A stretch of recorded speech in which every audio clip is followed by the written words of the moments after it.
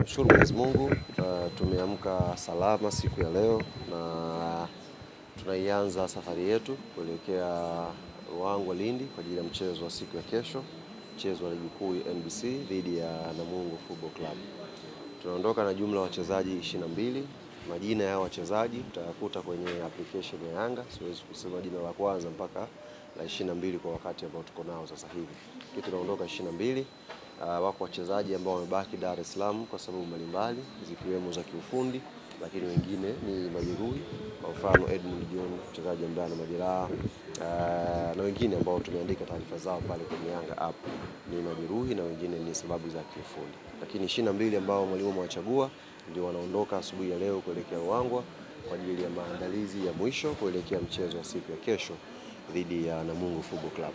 Kwenye hawa ambao watakosekana, sijapita kwenye app pale. Clement Mzize pia yupo sababu sijaona hapa akisafiri. Hujamwona? Yes.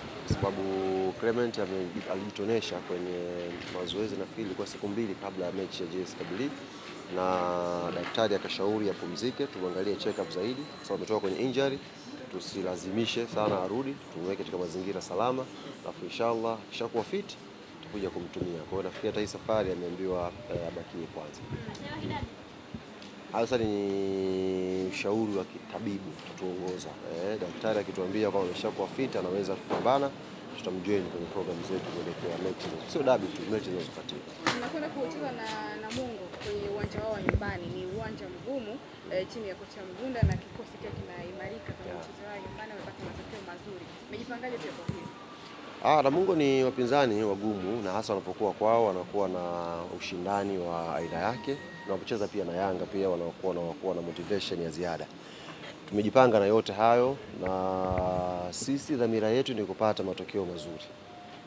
Kwa hiyo tunakwenda kupambana nao, kwenda kushindana nao kwenye pitch, na naamini kwa maandalizi ambayo tunayafanya, quality ya timu ambayo tuko nayo, mipango ambayo benchi la ufundi na kwenda nayo itakwenda kuwa nguzo kwa sisi kupata matokeo mazuri.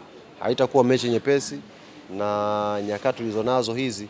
Unajua msimu huu mtaona kidogo kama kuna kitu kimebadilika. Tuko mwezi wa pili sasa hivi tutakwenda mwezi wa 3, lakini bado Yanga haijacheza hata mechi 10 za ligi. Tafsiri yake ni kwamba kipindi kama hiki ilikuwa tayari ushacheza mechi nusu za msimu, lakini bado kwa sababu ya ratiba ambayo imebana. Kwa mechi zinazozidi kuwa back to back na ndio ugumu unazidi kuongezeka, na sisi tumejiandaa nazo hizo mechi za back to back na huo ugumu tuweze kupata matokeo mazuri inshallah. Yametosha kuhusiana na mchezo na Namungo au kitu kimesalia? Nyinyi ndio mnauliza, mimi najibu. Kwa wenyewe kama amewatosha haya majibu, niruhusu niende. Wakiwa kwenye mpira huwezi kuweka tu kwa sababu wale pia ni binadamu, ni wachezaji, wanafanya mazoezi, wanakula, wanashiba. Huwezi ukatoka tu kwenye safari ukasema naenda kuchukua alama 3 kwa huyu hapa. Hapana. Sisi tunakwenda kushindana nao. Tukiweza kuwa na maandalizi mazuri kuliko wao, tutapata hizo alama 3. Tukiweza kuwa maandalizi mazuri kuliko sisi, tutapata alama 3. Hii ni football. Huwezi ukasema tu kwamba huyu unakwenda kumshona. Sisi Yanga tunaweza kumfunga timu moja tu duniani, sio Namungo. Iko timu moja ndio tunaweka nayo, sio kuifunga wakati wowote, sio Namungo Football Club. Bibi yangu. Shwari. Namungo hatuna uhakika nao. Young African Sports Club iko timu moja tu duniani ndio ina uhakika wa kuifunga kwenye kila mchezo. Lakini Namungo ni mechi ngumu, hatuwezi kutoka hapo tukasema tunakwenda kupata matokeo mazuri vijana. Wanajiandaa na wana plani pia za kushinda. Unaijua bwana Zai bwana. Unarudishana nyuma. Wewe unajui. Mnaijua bwana, msitaki kunichosha hapa.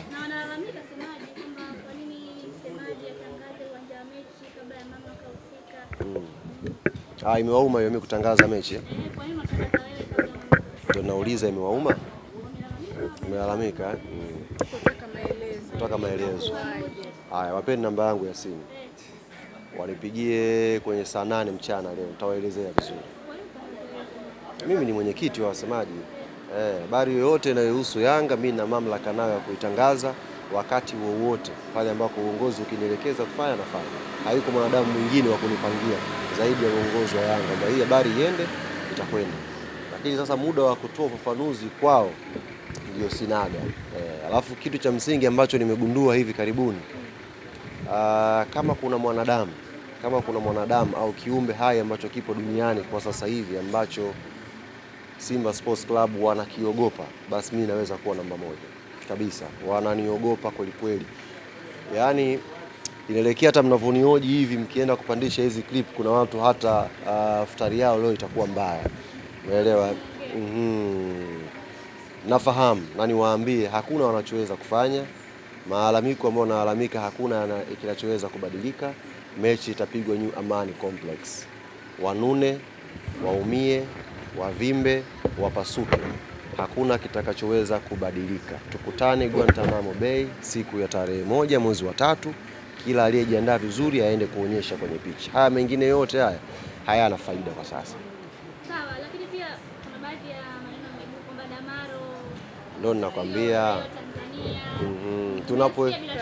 tunapoelekea huko watakuja kusema pia Dickson Jobu sio Mnyakyusa yule, Baka yule naye ni mtu wa kutoka Omani. Tunapoelekea huko mbele ndio ninasema, tunapoelekea huko mbele utasikia Baka pia tumegundua anatoka Oman.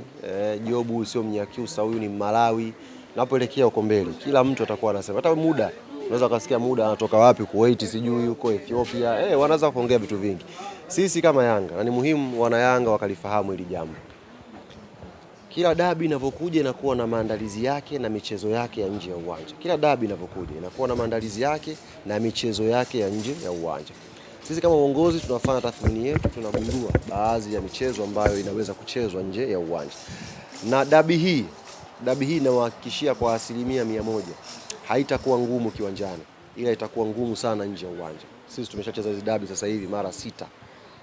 Tuna uzoefu nazo. Dabi hii ya tarehe 1 mwezi wa 3 haitakuwa ngumu kwenye pitch. Dabi hii itakuwa ngumu sana nje ya uwanja. Kwa nini? Kwa sababu kuna vitu vingi sana mtashuhudia kutoka katika watu ambao wako nje ya Yanga na katika watu ambao wako ndani ya Yanga. Watu ambao hata hamtawatarajia watazungumza ya kuzungumza, lakini tunafahamu sisi hizo ni vipimo vya maandalizi kuelekea kwenye dabi. Kwa hiyo wekeni masikio yenu vizuri. Sisi uongozi umetulia, tunafanya maandalizi yetu vizuri na hatutamjibu yoyote. Majibu yetu yote tutakwenda kuyaonyesha New Amani Complex tarehe 1 mwezi wa 5. Kwa hiyo hawa ambao wanalipwa sasa hivi, hawa ambao wamepandikizwa, wameandaliwa kwa ajili ya kuiongelea vibaya Yanga, watengeneze pressure, watutolee focus kwenye maandalizi yetu, niwaambie tu kwamba hawatafanikiwa. Sisi kama Young African Sports Club tumeshakuwa na uzoefu wa kutosha kwenye hizi dabi. Tunajua ni michezo gani inachezwa nje ya uwanja, watu wana dhamira gani. Kwa hiyo haya ya Damaro, haya sijui ya uwanja, haya ni machache tu. Kwenye hizi wiki mbili mengi yanakuja, ndugu zangu, mtakuja kunikumbuka. Nakwambia mengi yanakuja. Tushafanya vipimo vyetu, tushajua kila kitu na ni mengi yanakuja. Kwa hiyo kweni na subira. Mtasikia mengi, lakini mimi msitegemee kama nitayajibu.